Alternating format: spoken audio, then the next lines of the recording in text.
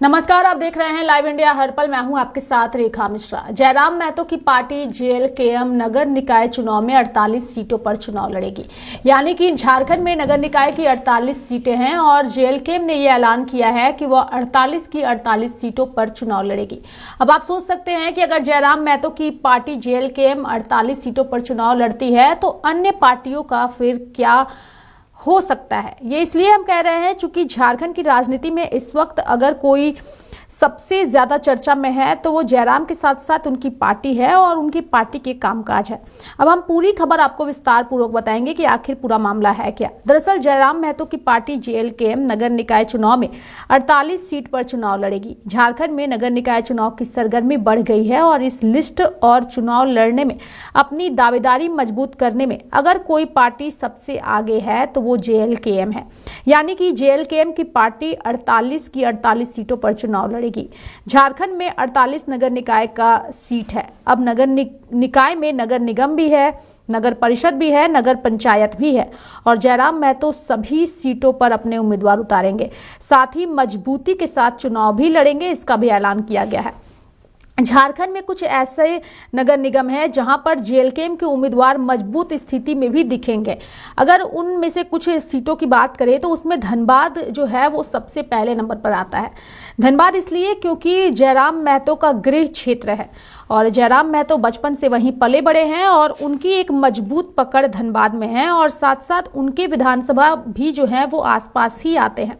इसलिए एक जो कहा जा रहा है जहां पर जयराम महतो की मजबूत पकड़ है वह धनबाद सीट है। और दूसरी ओर रांची नगर निगम भी एक ऐसा क्षेत्र है जहां अगर जयराम महतो अपने उम्मीदवार उतारते हैं तो उनकी जीत निश्चित है। इसके अलावा अगर हम बात करें तो अन्य और जगहें हैं। हालांकि 48 में कई ऐसी सीटें हैं जहां पर जयराम महतो का दबदबा है और जहां पर नहीं है वहां भी पार्टी जो है, जहां दबदबा है वहां के काम के आधार पर वहां अपने विकास कार्यों को दिखा रही है और अभी से इसकी तैयारी जो है वो जोरों शोरों के साथ हो रही है।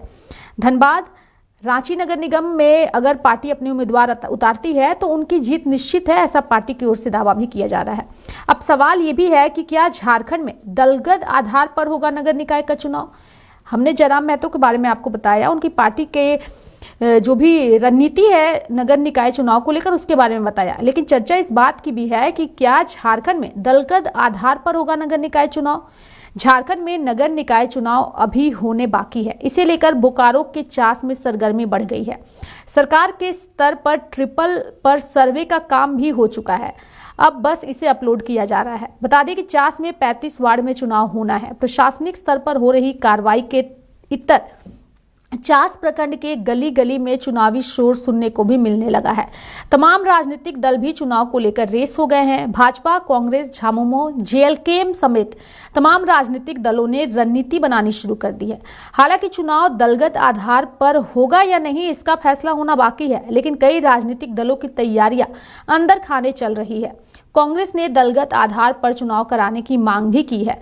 कई राजनीतिक दल इसे लेकर वार्ड स्तर पर भी बैठक करने लगे हैं। यानी कि झारखंड की नई राजनीतिक पार्टी जेएलकेएम ने तो बकायदा प्रेस वार्ता कर निकाय चुनाव में समर्पित उम्मीदवार देने की घोषणा तक कर दी है और इसी तरह झामुमो नगर निकाय चुनाव में सदस्यता चलाकर खुद को मजबूत भी कर रहा है। कांग्रेस भी लगातार चास में बैठकें कर रही है।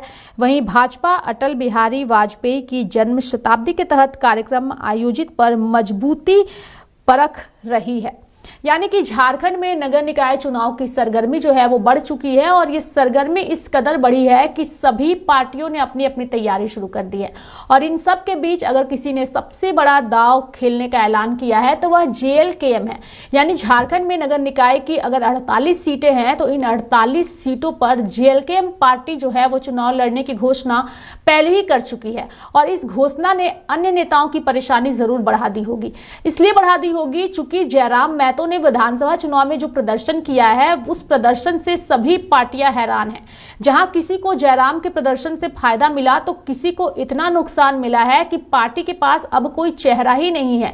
चाहे हम आजसू की बात करें या बीजेपी की बात करें, अब तक इन दोनों पार्टियों ने उठ करके सही तरीके से अपने पार्टी में अन्य नेताओं से बातचीत नहीं कर पाए हैं। आजसू का तो हालांकि बस खाता ही खुला, लेकिन बीजेपी अब तक अपना विधायक दल का नेता नहीं चुन पाया है।